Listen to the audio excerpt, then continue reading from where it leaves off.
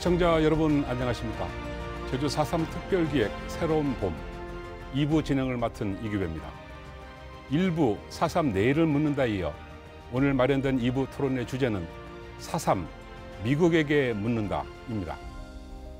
4.3 특별법 개정안이 통과되면서 우리에게 남겨진 커다란 화두가 하나 있습니다. 바로 70여 년 전 제주도를 비극으로 몰아넣은 주체, 그에 대한 책임을 묻고 규명하는 과정인데요. 2003년 정부가 발간한 제주 4.3 사건 진상조사 보고서를 보면 당시 남한을 통치했던 미군정 체제에서 일어난 4.3으로 2만 5천 명에서 약 3만여 명의 인명피해가 있다고 합니다. 4.3의 전개 과정에서 미국의 개입은 과연 어느 정도 있었고 왜 미국의 책임을 물어야 하는지 후속 조치를 요구하는 작업은 여전히 미진한 상태입니다. 오늘 토론에서는 4.3의 완전한 해결을 위해 미국의 책임을 이끌어내기 위해서는 과연 어떤 노력과 방안이 필요한지 이에 대해 이야기를 나눠보도록 하겠습니다. 그래서 먼저 미국의 책임을 묻기 전에 우리가 짚어야 될 것이 있는데 4.3의 전개 과정에서 미국이 과연 큰 틀에서 어느 정도 개입을 했는지 이 부분 먼저 얘기를 좀 듣고 싶은데요. 먼저 박명린 교수님 한 말씀 부탁드리겠습니다. 아마도 가장 근본적이고 중요한 문제는 4.3이 미군정의 통치하에서 발생했다는 점일 것 같습니다. 즉 미군정은 당시에 공식적인 통치 당국이었고 통치 기구였습니다. 그 점이 우리가 4.3과 미국의 관계를 규명할 때에 가장 중요한 것 같고요. 또한 두 번째로는 미군정이 4.3의 직접적인 발발에 도화선이 되는 당시의 총선거의 관리와 집행 책임을 맡고 있었다는 점입니다. 유엔 임시항구위원단과 함께. 그래서 미국이 선거 관리에 책임이 있었기 때문에 또한 4.3과 직접적인 관련이 있다고 볼 수 있을 것 같습니다.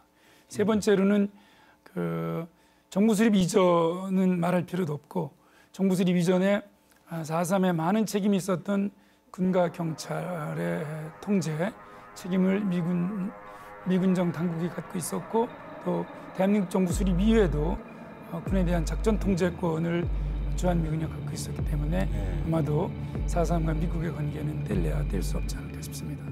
어쨌든 해방 이후 미군정의 한반도에서 역할은 무시할 수는 없는 거죠. 네. 예, 허우진 기자님이 이 부분은 어떻게 보십니까? 그렇죠. 1970년대 중반 4.3을 주제로 한 처음으로 논문을 쓴 존 메릴이라는 미 국무부 출신 관리가 있습니다. 그분이 4.3 당시 인명피해와 관련해서 미국의 점령에 대해 이처럼 폭력적 민중저항이 일어난 곳은 2차 대전 이후 어느 곳에서도 없다. 이렇게 평가를 한 적이 있습니다. To use right-wing youth gang members to help in the suppression was not right. The primary responsibility should have been on the U.S. side.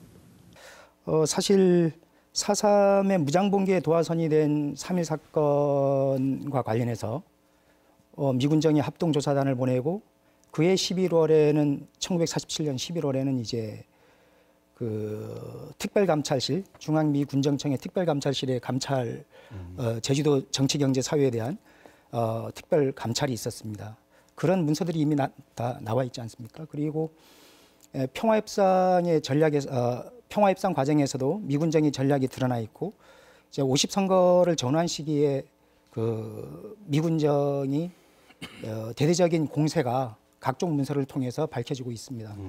무장봉기가 발발하자 50선거를 성공시키기 위해서 총력적인 미군정의 총력적 대응이 벌어지죠. 경비대의 작전과 증강, 그리고 주한미군 사령부 작전 참모의 제주도 현지 점검과 작전 지시사항 점검, 그리고 또 군정장관 뒤인의 2차례에 걸친 제주도 방문을 통해서 전면적으로 제주도 선거를 성공시키기 위해 노력을 기울였지만 결과적으로 이제 실패를 하게 됩니다. 그리고 그 다음에는 이제 미국은 제주도 선거의 실패를 이제 미국에 대한 직접적인 도전으로 받고 그 다음에는 이제 강경 대응 진압이 벌어지게 되죠. 지금 시청자분들께서는 왜 이제 와서 미국의 책임 문제지라고 의아할 수도 있거든요. 그래서 먼저 미 군정이 제주도 4.3 사건의 전체 전개 과정에서 상당한 부분에 우리가 큰 틀에서 밀접한 관련을 가지고 있다. 이 정도로 언급해도 될 것 같고요. 혹시 정부 대사장님 이 문제에 대해서 한 말씀 해줄 수가 있나요? 진압 총사령관으로 임명된 브라운 대령 같은 경우에 나는 4.3 사건이 일어나는 원인에 관심이 없고 오로지 진압하는 데 목적이 있다라고 강경 발언을 하거든요. 미 군정 정치고문이 보낸 정보 보고서입니다. 브라운 대령이 수행하는 작전으로 제주도민 3,000명이 체포됐는데 공산주의자들을 제거하지 않으면 심각한 결과가 닥칠 것이라고 건의합니다. 이런 걸 볼 때는 4.3에 대해서 사실은 우리 제주도민을 정말 잘 대우했다고 볼 수 없고 그런 폭력적이고 그런 시각들이 이 사건의 중요한 원인이 됐고 또 한 가지는 중산간 지역의 초토화 작전의 배경에 많은 논문들이 미군정이 개입돼 있고 미국 군사 고문단이 개입됐다는 새로운 사실들이 나오기 때문에 미국의 책임은 상당 부분 이제 증명되고 있다고 그렇게 생각됩니다. 예, 지금 말씀드리듯이 큰 틀에서는 이렇게 얘기할 수 있거든요. 그러면 좀 구체적으로 어떤 형태로 개입을 했는지 이번 좀 얘기를 좀 들어봐야 되는데요. 4.3에 대한 취재 그리고 연구에서 상당히 독보적인 지위를 차지하고 계신 분이 허우준 기자신데요. 지금까지 연구 결과 세부적 개입의 형태라든가 양상이 어땠는지 한 말씀 듣겠습니다. 네. 미국의 개입이라는 것은 정부 수립 이전에는 공개적이고 직접적으로 그리고 정부 수립 이후에는 은밀하고도 간접적으로 이루어지지 않았나 저는 그렇게 보고 있습니다. 그래서 가장 중요한 것은 아까 우리 정부도 이사장님께서도 말씀하셨듯이 그 평화 협상과 관련해서 이제 미군정의 그런 의도들이 전략이 이제 담겨져 있었고요. 그 50선거가 실패 뒤 6.23 그 다음 달에 이게 6월 23일 재선거가 계획돼 있었거든요. 6.23 재선거를 성공시키기 위해서 미국 육사단 20년 대장 브라운 대령을 제주도의 최고 지휘관으로 파견하죠. 이 미국이 2차 대전 이후에 그런 미국 그 고위 장교를 전투 지역에 이제 파견하는 것은 지극히 이례적인 일이고 트루만 독트린이 계기가 된 그리스 내전에서도 없었던 그 사례입니다. 그래서 대단히 중요한 부분이고요. 브라운 대령이 그 제주도 최고 사령관이 됐다는 것 자체가 미국의 직접적인 개입을 얘기할 수 있죠. 그리고 정부 수립 이후에도 여러 가지 군사고문단과 주한미 사절단 내지는 주한미 대사관 등의 개입을 통해서 제주도의 진압을 고무하고 조장하고 이렇게 학살을 방조하는 일을 하게 됩니다. 중산간 초토화 작전 당시인 1949년 1월 공산주의자들을 싹쓸이하겠다는 한국군 참모총장의 제안을 아주 좋은 생각이라고 평가한 주한 미 군사 고문단장의 보고서 기록이 발견됐습니다. 개입은 할 수 있을 거라고 생각을 해요. 왜냐하게 되면은 어쨌든 일본 점령군 한반도를 해방시켜줬던 당사자이기 때문에. 근데 그냥 말로만 개입을 했는지 어떻게 구체적으로 개입을 했는지 예를 들어서 무기 지원이라든가 이런 건 어떻습니까? 예를 들어서 혹시? 당연히 무기와 탄약은 지원이 됐고요. 48년 4월 3일 이제 무장봉기가 발발하고 그 이후에 유엔 조선위원단에서 군정장관 딘이 그 여러 가지 제주도 사태에 대한 우려를 듣습니다. 그게 4월 15일인데 그 4월 15일을 기점으로 5월 10일을 전후해서까지는 미군정의 움직임이 대단히 긴박하게 움직이죠. 매일 날마다 작전 지시와 명령과 그를 이행하는 그런 단계들이 이제 점차적으로 이제 옮겨갑니다. 그리고 뭐 50선거 이틀 뒤에 곧바로 미국 구축함 크레이그 호가 제주도 연안에 급파되지 않습니까? 그리고 얘기한 미군 대령이 그 제주도 최고 사령관으로의 부임이야말로 이제 아까 얘기했듯이 직접적인 것이고요. 정부 수립 이후에 이제 48년 12월에 보면 임시군사고문단장 로버츠 장군이 송유찬 연대장의 활동에 대해서 대통령과 국무총리, 우리나라 대통령과 국무총리에게 이제 그런 사안을 보내죠. 송유찬 연대장이 제주도민의 적대적 태도를 우호적이고 협조적인 태도로 바꾸는데 상당한 지도력을 발휘하고 있다.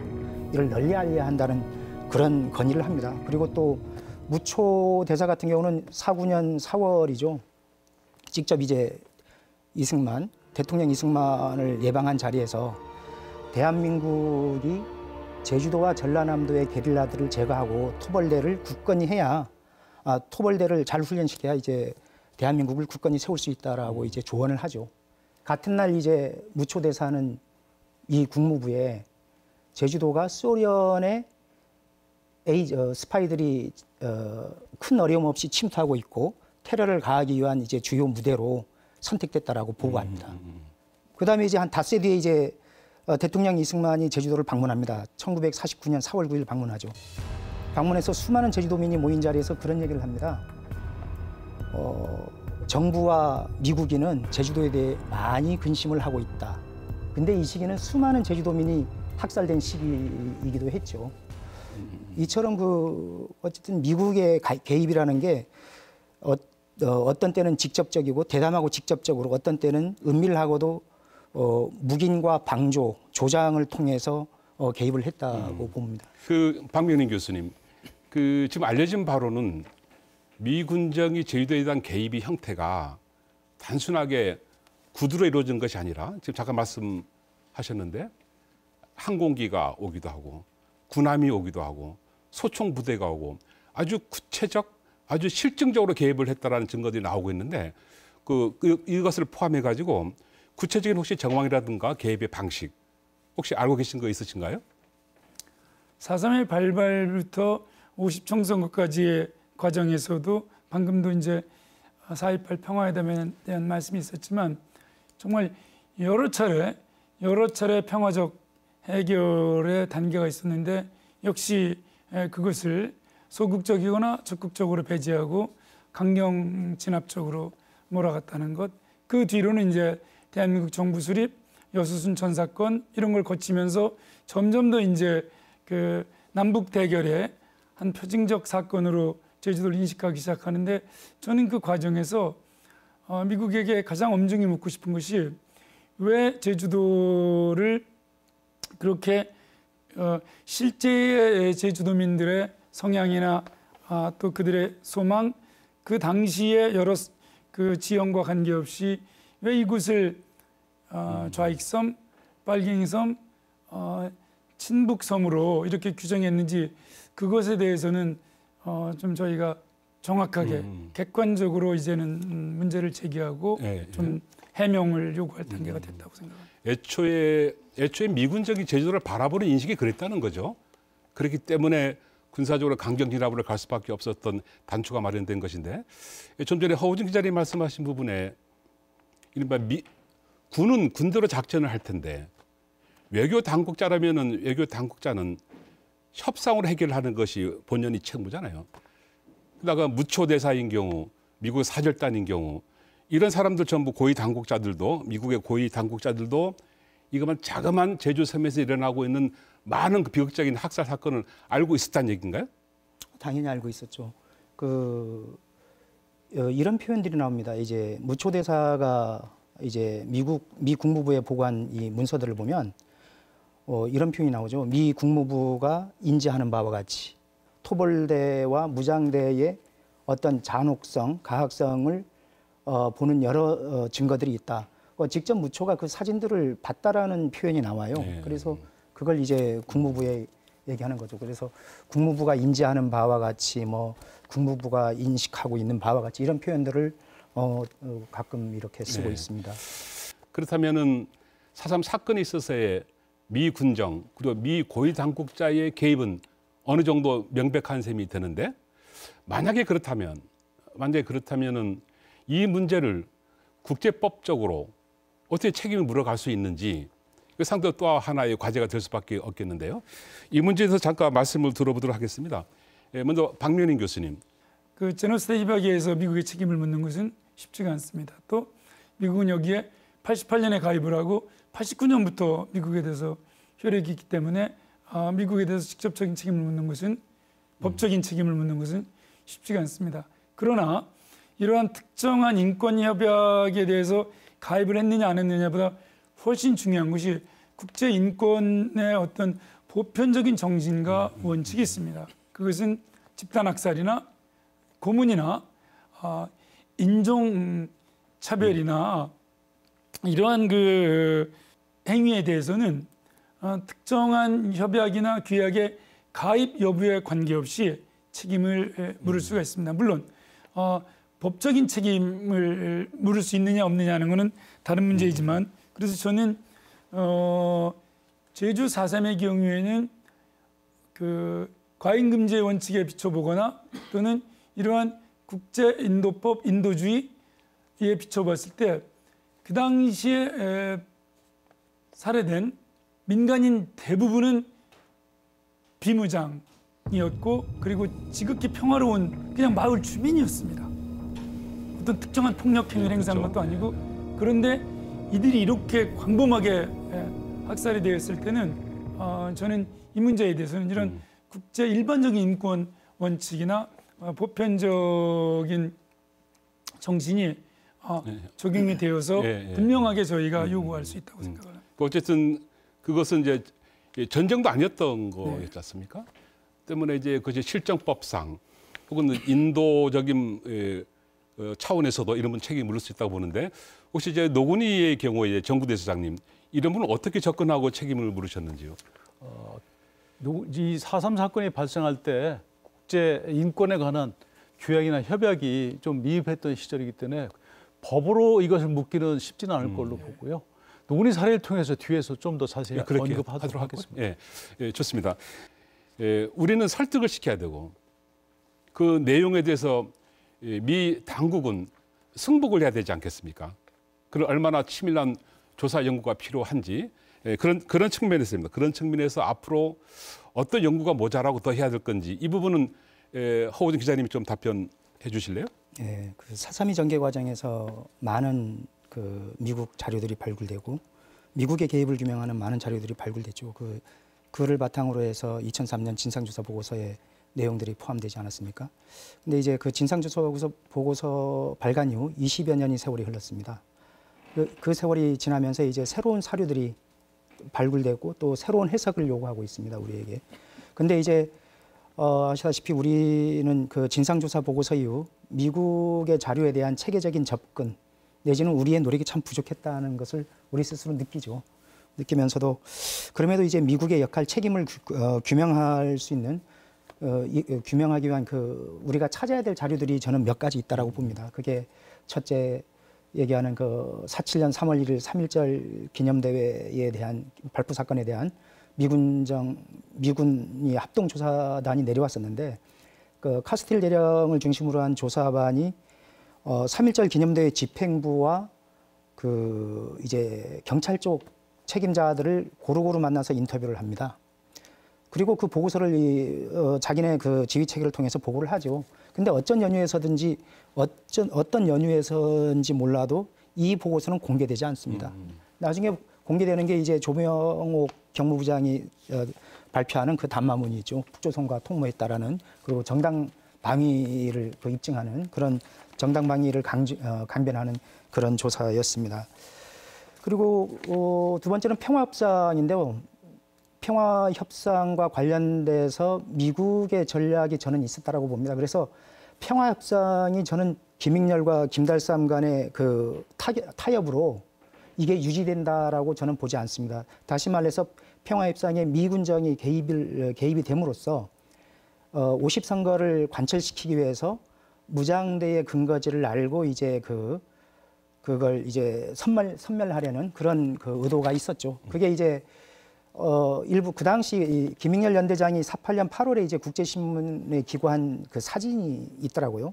사진이 있는데 그 사진을 가만히 보면 미군이 그 구연대 그 간부들과 무장대 쪽 그 협상 그 무장대원이 그 사전 협상을 하는 자리에 그 미군이 참석이 확실히 눈에 보입니다. 그래서 미군이 그 협상 과정 전체를 알고 있었고 이걸 깨뜨린 것도 미군이죠. 뭐 4월 28일에 그 슛 중령이 그 작전 지역 시찰하지 않습니까? 그다음 4월 29일 날은 이제 딘 장군이 작전 지역을 시찰하죠. 그래서 결과적으로 4월 28일 날 뭐 평화협상이 이루어져서 그 다음에는 그 오라리 방화 사건까지 어떻게 잠잠해졌다라는 것은 아니죠. 그거는 설득력을 갖고 있지 않습니다. 그래서 그런 것들, 그리고 5월 5일 딘 군정장관과 한국인 수뇌부를 이끌고 와서 딘 군정장관이 이제 제주도에서 현지 회의를 하지 않습니까? 이거에 대한 그 구체적인 문서도 없습니다. 그 다음으로 이제 이게 강경 진압 작전으로 나가게 되는데요. 이런 문서도 우리가 찾아야 될 것이고 특히나 이제 한 가지 이제 계엄령 그리고 초토화와 관련해서 군사 고문단의 움직임을 보여주는 이런 문서들은 아직도 발굴되지 않았죠.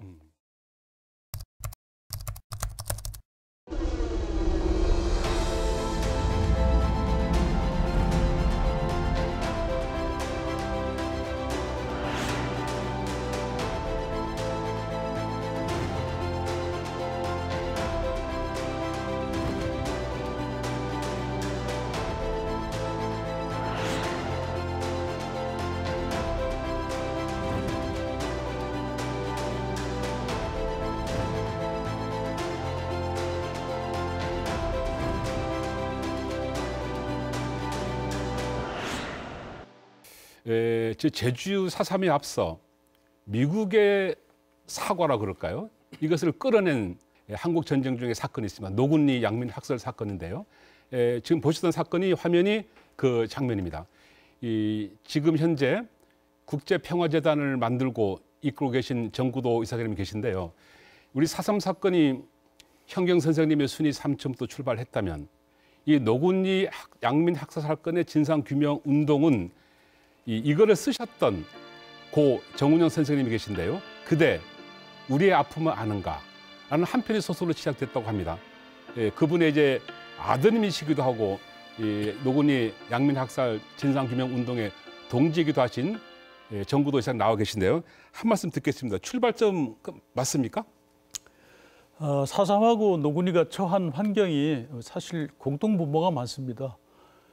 미국이 저지른 잘못된 일에 대해서 말을 하는 것은 금기였고 성역지였고요. 특별히 군사정권이 30여 년 동안 계속되면서 노군이가 처했던 환경이나 4.3은 뭐 거의 같다고 보고요.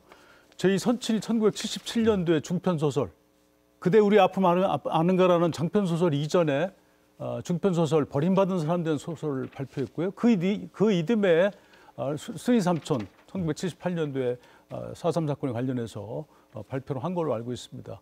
그러니까 이제 직접적으로 사회 문제를 이슈화할 수 없으니까 문학적인 방법으로 사회에 고발한 것이 4.3이나 노군이가 가지고 있는 공통 분노였고요. 그다음에 이제 대중적으로 문학이라는 틀하고 또 여기 예술관계 측면에서 작년에 4.3도 아마 그 오페라를 만들었었는데 저희 노군이도 한 10년 전에 노군이 교향시 교향 칸타타죠. 그것을 만들어서 대중들에게 더욱더 인식시키는 노력을 많이 했는데 어쨌든 4.3이나 특별히 노군이는 다 불편한 진실, 미국이 불편해하는 진실을 문학의 힘에 의해서 고발했고 그 문학의 힘이 어떠한 걸 보여주고 있는 아주 중요한 사례라고 저는 생각하고 있습니다. 그 추가로 질문을 드리죠. 지금 그 여러분들 잘 모르실 텐데요. 그 노군리에서는 2001년인가요? 그 미국의 클린턴 대통령으로부터 유감이라는 사과 표명을 받았습니다. 상당히 중요한 아마 해방 이후 한국 전쟁 전후를 해서 일어났던 과거사 문제에서 유일하게 책임을 이끌어낸 곳이 바로 노군입니다. 이 책임을 이끌어내기 위해서 어떤 일들이 있었는지 저는 상당히 궁금하지 않을 수가 없거든요. 어떤 과정을 거치고 어떤 일이 있었는지 정구도 이사장님 한 말씀 부탁드립니다. 저희 선친은 1960년부터 미국 정부가 서울에 운영했던 소총사무소, 미군 소총사무소에 진정서, 소청서를 냈어요. 그 내용의 핵심은 뭐냐면 미국이 노군 사건에 대해서는 워크라임, 전쟁 범죄를 저질렀다고 단정했고요. 그에 대해서 사과와 그리고 구체적인 피해 요구를 했었습니다. 근데 불행하게도 그 이듬해 1961년도에 군사 쿠데타가 일어나면서 그 작업을 하기가 좀 어려웠었죠. 그러면 그렇기 때문에 아까 말씀드린 소설에 의해서 그걸 했고요. 이제 민주화 되기 전에 이미 저희들은 또 다시 저희 선친이 노군 사건에 대한 실화 장편 소설을 썼고요. 그다음에 이제 이어서 저희들이 한 것은 미국 정부에 대한 공식적인 청원서를 한 20여 차례 보냈어요. 한국 정부도 보냈고 당연히 한국 국회에도 보냈지만 저희들이 가장 주력해서 보낸 것은 미국 정부와 미국 상하원 의원들에게 보냈지만 제일 처음에는 답을 주지 않았죠. 그러나 이 답을 이끌어내기 위해서 또 여러 가지 전략들이 구사되는데 그게 여론에 의한 압력 뭐 등등 여러 가지가 있습니다. 지금 우리 정구대 이사님 말씀을 듣고 있는데요. 아주 오래전부터 이미 자기 마을에서 일어난 억울한 양민 학살 사건의 책임을 규명하기 위해서 이미 미 정부 양아 하원이겠죠. 각종 공식 기구로 접촉을 하고 뭐 진정서를 보내고 많은 일이 있었나 보군요. 저희들이 알기로는 언론과의 연대도 상당히 밀접했던 것으로 알고 있는데 이 부분은 어떻습니까? 저희 노군이 피해자들은 이제 제가 연구하면서 기록을 찾아보니까 400명 정도더라고요. 단일 사건으로는 그렇게 큰 규모는 아니에요. 그렇기 때문에 사실 사회적으로 이슈화되기가 상당히 힘들잖아요. 그래서 언론의 힘을 빌을 수밖에 없다고 판단했고 국내 언론에 좀 접촉을 하다가 아무래도 매체 파워가 국내 언론이 좀 약하기 때문에 이 문제는 미국이 또 반응해야 되기 때문에 외신을 많이 활용하게 됩니다. 그래서 여러 통신사들을 접촉을 하고 특히 미국의 언론들, 신문, 방송들을 많이 활용하고 그런 부분들이 상당 부분 주요를 했다고 생각하고 있습니다. 그 노근이 사건을 취재한 그 기자는 AP죠. 아마도 미국 연합통신인데 아마 기자로서는 최고의 명예라고 불리는 퓰리처 상인가 이런 거 받은 걸로 알려지는데 맞습니까? 그렇습니다. 예. 허우정 기자님 어떻습니까? 우리 4.3을 이른바 국제화라는 게 4.3이 있었다라는 것을 알리는 것만이 아니라 이 4.3의 지금 미국 책임이 문제에 있어서 이것을 규명해내고 미국 정부를 설득시키고 하려면은 아무래도 지금 말씀하시는 그것이 뭐 미국의 연합통신이든 무엇이든 간에 이런 접촉도 필요하고 할 것 같은데요. 어떻게 보십니까? 현장에 계시면서. 그렇죠. 그 노군이 사건의 경우는 이제 그 유족들의 그런 노력도 컸지만 AP통신의 그 뭐 심층 보도라면 심층 보도, 탐사 보도라면 탐사 보도가 주요했던 거 아니겠습니까? 그것이 이제 미국 정부를 움직이게 했고 그 또 상황이 그 당시 국제 정세와 미국의 그 상황과 맞아 떨어지면서 그런 사과까지 이끌어낸 것이라고 생각을 합니다.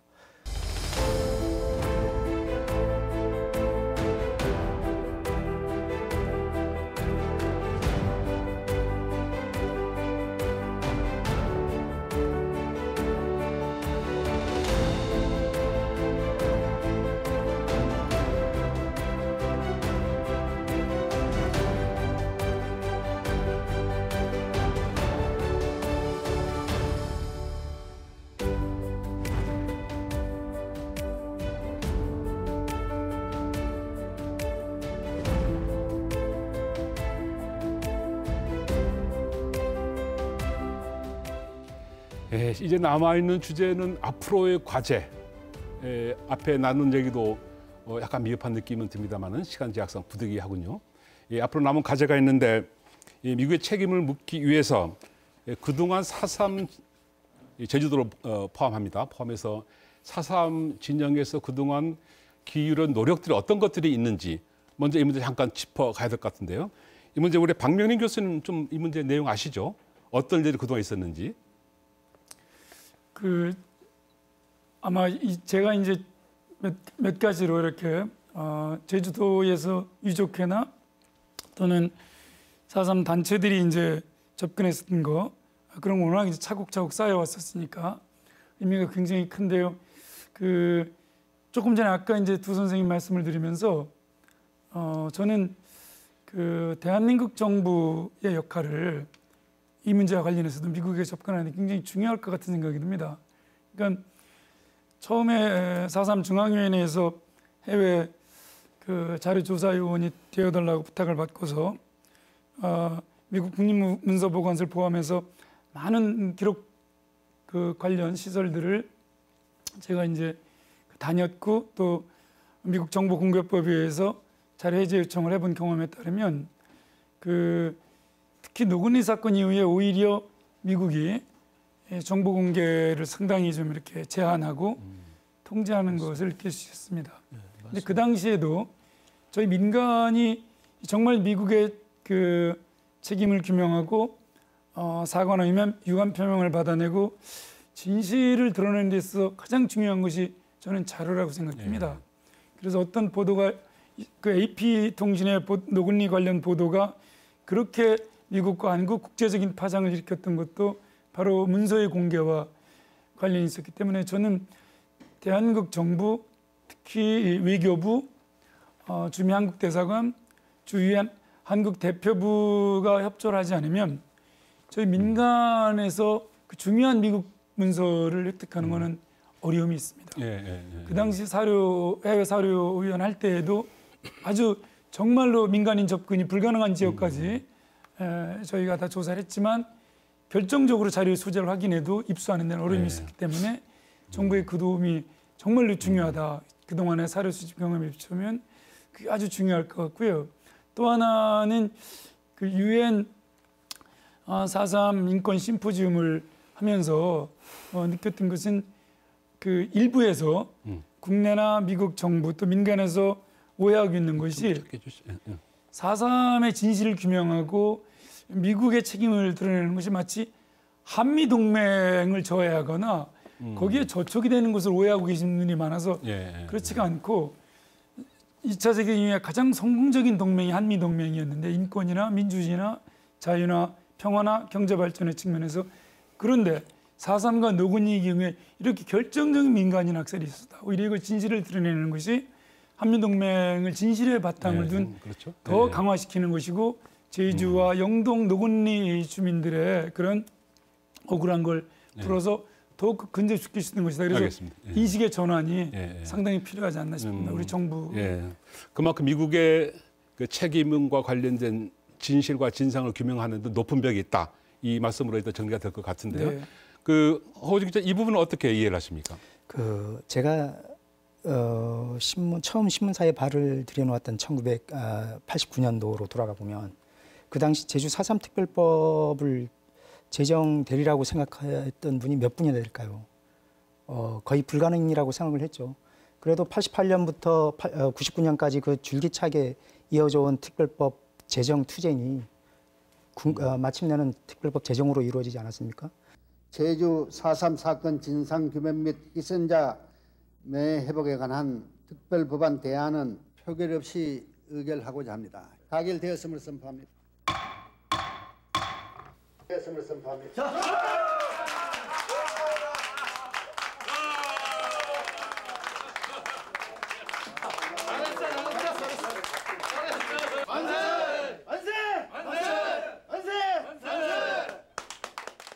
그리고 이 올해는 불가능하게 보였던 그 4.3 희생자 배보상에 대한 그 내용을 담은 특별법 개정안이 이제 통과가 됐죠. 미국의 문제도 저는 그 마찬가지라고 생각을 합니다. 줄기차게 우리가 문을 두드려야 되죠. 그 뭐 문화예술 분야라든지 토론회든지 아니면 심포지엄이 되든 아니면 미국 국회에 청원하거나 의회 언론을 통하거나 그러한 노력, 지속적인 노력이 4.3을 알리려는 그 4.3이 지속적으로 4.3의 전개 과정에서 미국의 개입을 규명하는 연구와 함께 4.3을 알리려는 노력이 이제 아주 절대적으로 필요합니다. 그 이 문제 정구 대사장님 이미 경험을 하신 것처럼 생각이 되는 어떻습니까? 뭐 많은 경험이 있어서 짧은 시간에 얘기하기는 뭐한데 아까 박명인 교수님이 얘기한 자료 수집의 문제 매우 중대한 문제입니다. 선결 과제고요. 노건이는 그걸 사실 어느 정도 극복했었고요. AP가 그 농희 사건의 탐사 보도를 시작하기까지 4년 반 동안 저희들이 많은 자료를 우리 대책위에서 제가 주로 이제 국내외 자료를 수집했다는 거죠. 그리고 AP 그 결정적으로 제공했기 때문에 AP도 탐사 보도가 가능했고요. 물론 제가 수집했던 미국 나라죠. 미국 국립문서 보관소에 있는 중요 자료들 외에 또 AP도 더 보태서 찾았던 것이 굉장히 중요로 했는데요. 또 한 가지는 이제 언론에 이제 새로운 뉴스가 되려면 새로운 증거 자료, 에비던스가 안 나오면 안 되기 때문에 저희는 노건이는 그런 것에 철저하게 4년 반 동안 노력했다는 거고요. 그래서 이제 4.3이 앞으로 진상규명에 있어서 이 부분은 아무리 노력해도 이것은 정말 넘치지 않는다. 오히려 부족하다라고 말씀드릴 수 있고요. 또 한 가지는 언론 플러스 저희 노건이가 추진했던 전략은 미국은 원래 기독교 국가로 태동했기 때문에 미국 기독교계하고의 조우를 통해서 미국 기독교 교계와 저희들이 연합을 해서 노건이를 일정 부분 미국 사회에 알리고 이슈 메이킹 하는데 적절하게 활용하고 지금 최근까지도 그것을 활용하고 있습니다. 그 상당히 미국적 풍토에 아주 착한 맞춤형 전략일 수가 있겠네요. 제주도가 해야 할 일이 상당히 많은 느낌 드는데 혹시 박민희 교수 짧게 지금 현재 진행되고 있는 유엔의 심포지엄도 참가를 했고 가서 많은 이른바 접촉면을 넓혔고 미국에도 4.3 희생자 유족회가 있다는 것을 얘기를 들었었는데요.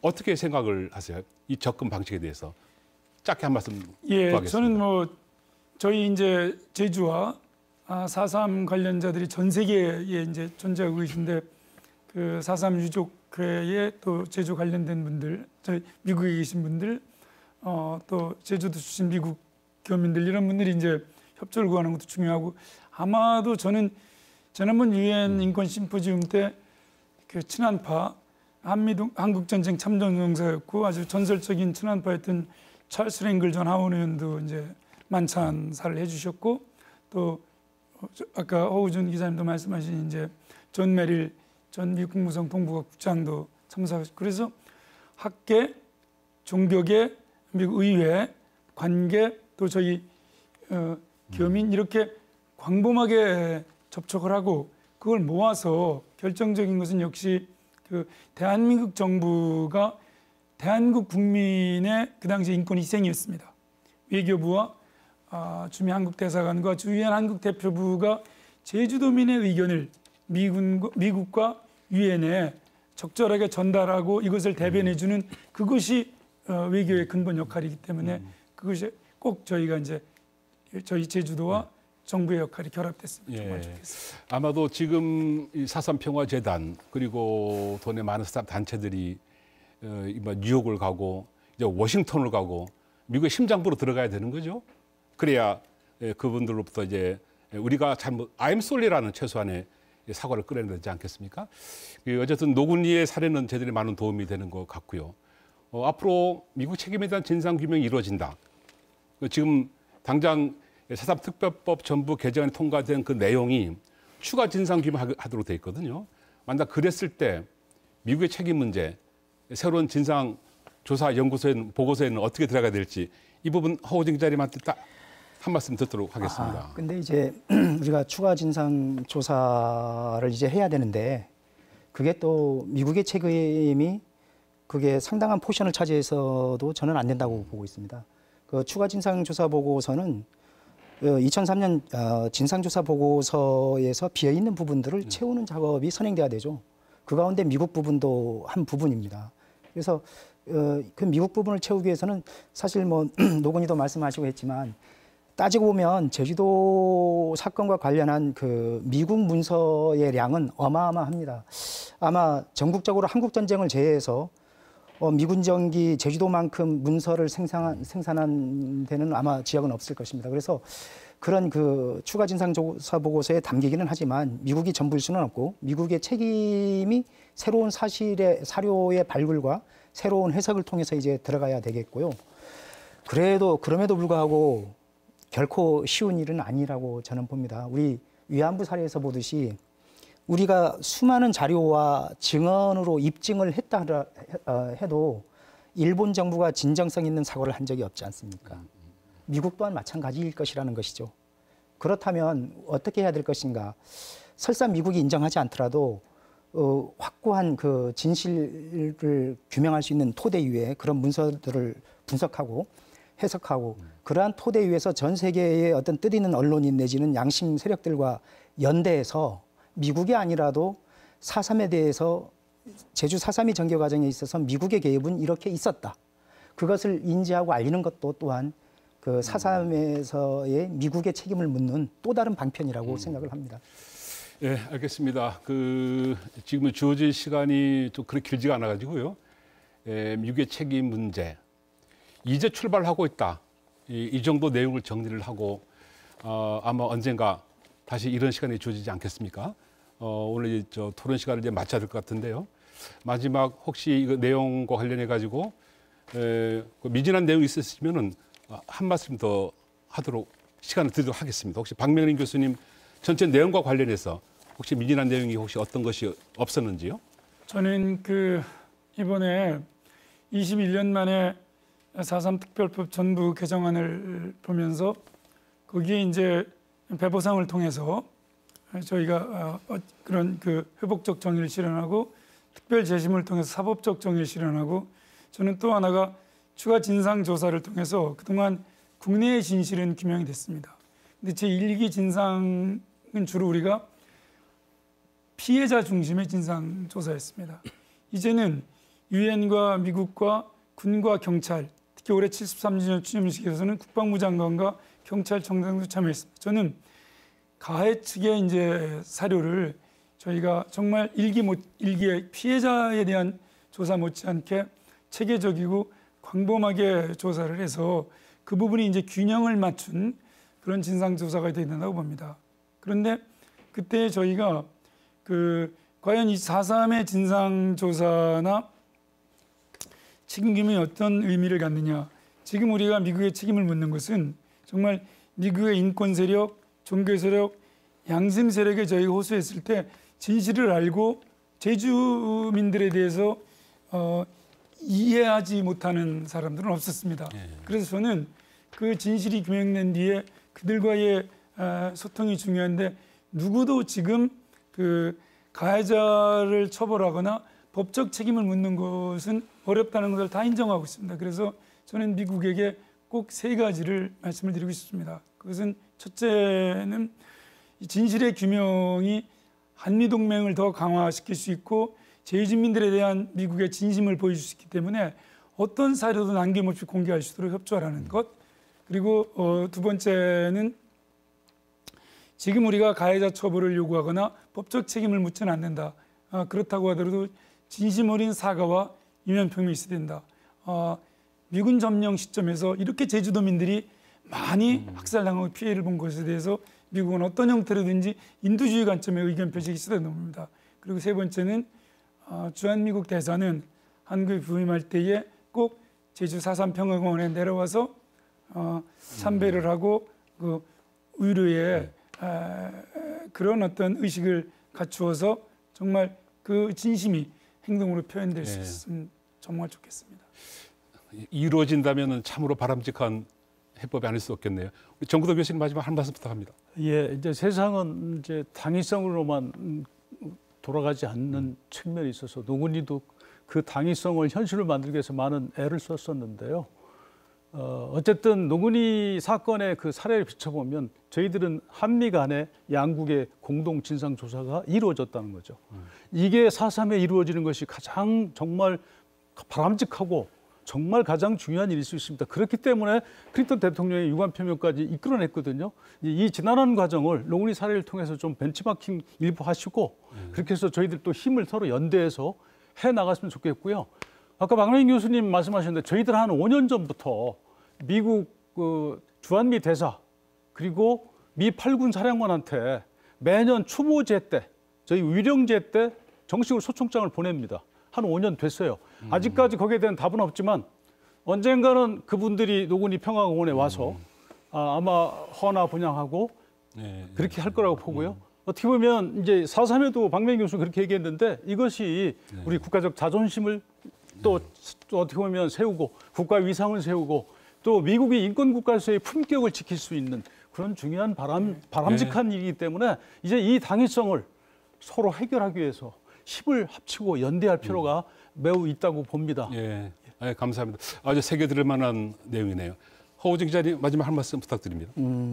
우리가 4.3이 무엇인가라는 질문에 우리가 쉽게 선뜻 답변할 수 있는 분은 많지 않을 것입니다. 하지만 이제 4.3이 해결 과정에서 화해와 상생, 평화와 인권, 포용의 가치를 우리는 쉽게 이야기를 합니다. 근데 이제 그러한 화해와 상생, 평화와 인권, 포용의 가치는 4.3이 진실 위에서만 실현이 가능하다라고 생각을 합니다. 사회자께서 말씀하셨듯이 그 4.3 73주년을 맞은 올해 특별법 개정으로 우리는 그 4.3 문제의 해결을 기대합니다. 근데 이 4.3 문제 해결도 어찌 보면 4.3의 진실 위에서 그렇죠. 가능한 일이죠. 그래서 4.3의 진실 찾기, 특히 미국의 개입을 규명하고 4.3의 이름을 찾는 일이야말로 앞으로 우리가 녹록지 않은 과제이고 그럼에도 불구하고 미룰 수 없는 과제라고 생각을 합니다. 한번 이런 걸 상상해 봅시다. 오늘 제목이 4.3 미국에게 묻는다인데 이렇게 상상해 보면 어떻습니까? 제주도 상공에는 미군 정찰기와 연락기가 날아다니고 제주도 연안에는 그 검은 연기를 내뿜는 미군 함정이 떠 있고 그리고 중산간 지역에는 그 낯선 이방인 지휘관이 진두지휘하는 선야를 누비면서 진두지휘하는 모습 그리고 그 옆에 삶과 죽음이 경제에 서 있던 그 두려움의 눈빛 속에 있었던 그 제주 사람들의 모습 그 고문관들이 토벌대의 작전에 동행하고 날마다 초토화 시기 날마다 적게는 수십 명에서 하루에 적게는 수십 명에서 많게는 100명 이상의 제주도민이 학살을 날마다 보고하고 그 보고서를 올렸습니다. 이게 이런 모습들을 한번 상상해 보십시오. 제주가 4.3이 미국에 묻는 이유이기도 합니다. 네, 상당히 절절한 마지막 멘트를 해주셨네요. 그 시청자 여러분 어떻게 오늘 4.3과 미국의 책임 문제 이해가 되셨나 모르겠네요. 4.3 문제에서 미국의 책임을 묻는다면 누군가는 바보야, 그게 가능한 일이냐고 할지 모르겠네요. 그럼 이렇게 거꾸로 얘기를 한번 해보죠. 바보야, 그럼 4.3 진상 규명은 가능한 일이었겠냐고. 상당히 중요한 문제가 아닐 수가 없습니다. 오늘 토론의 결론은 어느 정도이긴 하지만 4.3에서 미국의 책임은 어느 정도 드러나고 있다는 사실입니다. 4.3의 완전한 해결을 위해 4.3 진상규명에서 이 문제는 반드시 밝혀져야 하고 그리고 반드시 이뤄내야 할 과제가 아닐 수가 없습니다. 평화와 인권, 화해 상생, 다투자고 하는 것이 아니죠. 평화롭게 어우러 잘 살자는 것이지 않겠습니까? 이 모든 문제는 이렇게 과거사를 청산할 때 비로소 가능한 일이 아닐까 싶습니다. 그래서 4.3은 아직도 미완의 과제이고 현재 진행형이다. 이런 말이 있는 것이 아닌가 합니다. 오늘 함께해 주신 세 분 감사합니다. 그리고 함께해 주신 시청자 여러분 고맙습니다.